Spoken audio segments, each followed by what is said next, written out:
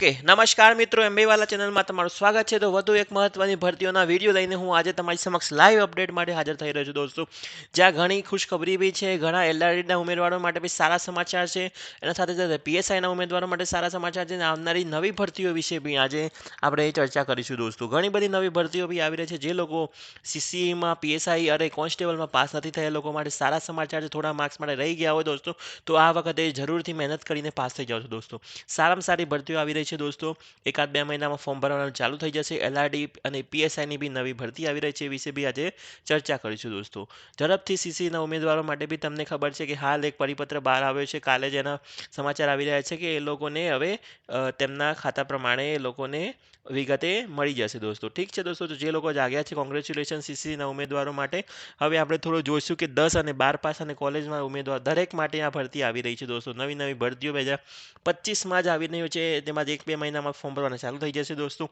હવે એમાં એલઆરડીના ઉમેદવાર માટે થોડું એક મહત્વનું અપડેટ જે આવી રહ્યું તે હું તમારી સમક્ષ હાજર કરી રહ્યો છું. જ્યાં તમે જોઈ શકો છો કે હવે રિઝલ્ટ છે ફાઇનલનું, એ હવે દૂર નથી. એક મહિનાનો અંદર તમારું રિઝલ્ટ આવી જશે. પણ મને એવું લાગી રહ્યું દોસ્તો કે પીએસઆઈનું રિઝલ્ટ પહેલાં આવી શકે છે દોસ્તો. ને એમાંથી જ મને લાગે છે કે એલઆરડીના રિઝલ્ટ થોડી રાહ જોવાની જરૂર છે દોસ્તો. કારણ કે અત્યારે તમને બી ખબર છે કે અમુક ડોક્યુમેન્ટ વેરિફિકેશન બાકી રહી ગયા છે, એ લોકોને પાછા બોલાવ્યા છે દોસ્તો.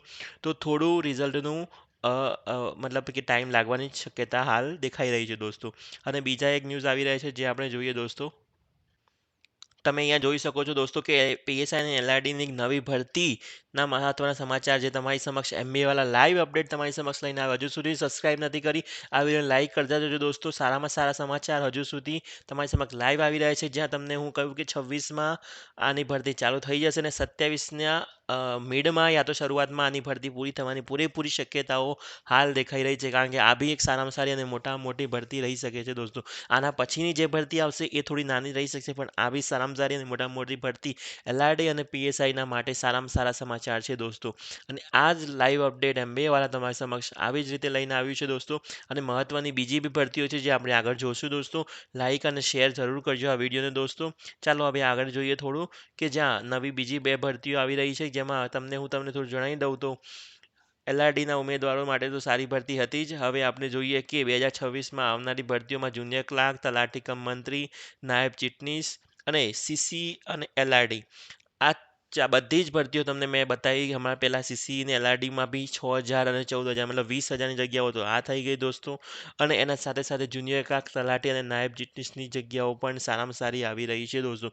તો જુનિયર ક્લાર્ક એક તમારા માટે એક ચાન્સ બની શકે છે. તલાટી કમ મંત્રી બી તમારા માટે સારામાં સારો ચાન્સ છે દોસ્તો. તો આ ભરતીઓ માટે હજુ સુધી તમે તૈયાર નથી તો તૈયાર થઈ જાઓ દોસ્તો. સારામાં સારી ભરતીઓ આવી રહી છે આ વર્ષમાં. તો તૈયાર થઈ જાઓ દોસ્તો. હજુ સુધી તમે તૈયારી ચાલુ નથી કરી તો તૈયારી ચાલુ કરી દો દોસ્તો.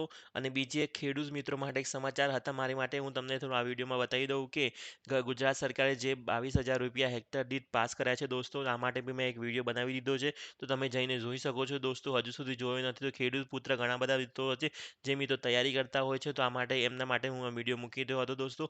ધન્યવાદ દોસ્તો. આવા જ વિડીયો હું લાઈવ અપડેટ એમબીએ વાળા તમારી સમક્ષ હાજર થાય છે દોસ્તો. ધન્યવાદ દોસ્તો. ફરી મળીશું એક નવા વિડીયો સાથે.